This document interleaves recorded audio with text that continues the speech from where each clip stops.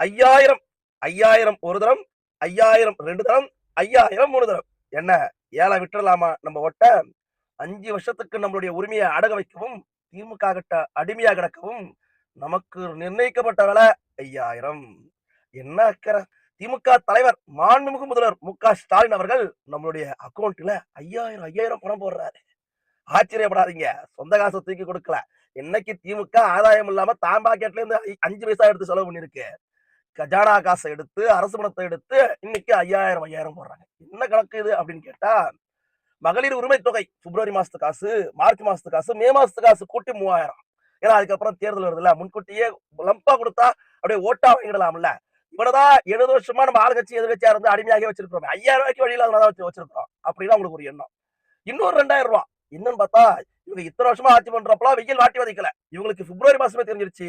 இந்த மாசம் ஏப்ரலும், மே மாசமும் அக்னி நட்சத்திர வெயில் வாட்டி வதைக்க போகுதுன்னு. அப்பா அந்த அக்கறையோட கோடைக்கால சிறப்பு தொகுப்புன்னு ரூ. 2000. ஆக மொத்தம் ரூ. 5000 இன்னைக்கு குடும்ப அட்டைகளுக்கு ஏறப்போகுது. எல்லா குடும்ப அட்டைகளுக்குமா? அதுதான் இல்ல. அதுக்கெல்லாம் தகுதி இருக்கணும். அந்த தகுதி தான் நமக்கு பாதி பேருக்கு இல்லையே. பாதி குடும்ப அட்டைக்கு தான் ஏறுதுங்க. 1,30,00,000 குடும்ப அட்டைக்கு ஏறுது. மீதி குடும்ப அட்டைக்கு கிடையாது. சரிங்க, அந்த ரூ. 3000 நாங்க எங்களுக்கு தகுதி இல்ல. இந்த கோடை காலத்து வெயில் அவங்களுக்கு மட்டும் தான் அடிக்குமா?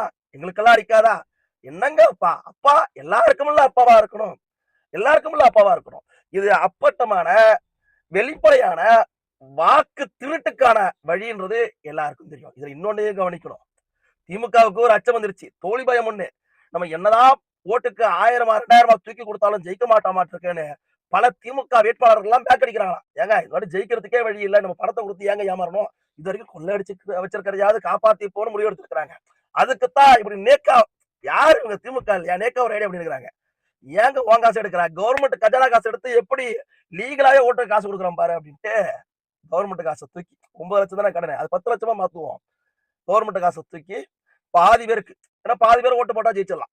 மீதி பேர் எங்க எப்படி செத்து வழிஞ்சா நமக்கு என்ன அப்படின்னு பாதி பேருக்கு திமுக வேட்பாளர்கள் செலவு பண்ண வேணாம்.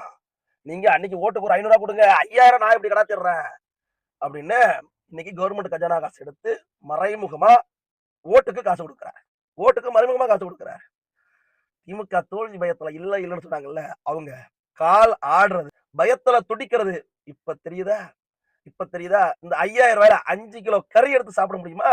குறைந்தபட்சம் சொல்றேன். 5 நாளைக்கு குடும்பத்தை ஓட்ட முடியுமா? இந்த 5000 தமிழன் தன்னுடைய உரிமையை அடமான வச்சிருவான்னு நினைக்கிறீங்கன்னா, நீங்க தமிழனை என்னவா நினைக்கிறீங்க? என்னவா நினைக்கிறீங்க? உங்களுக்கு 5000 இல்ல, 50,000 இல்ல, 5 லட்சம் இல்ல, 5 கோடிய கொட்டி கொடுத்தாலும் இந்த முறை திமுகவ தமிழ்நாடு துரத்தி அடிக்கும்.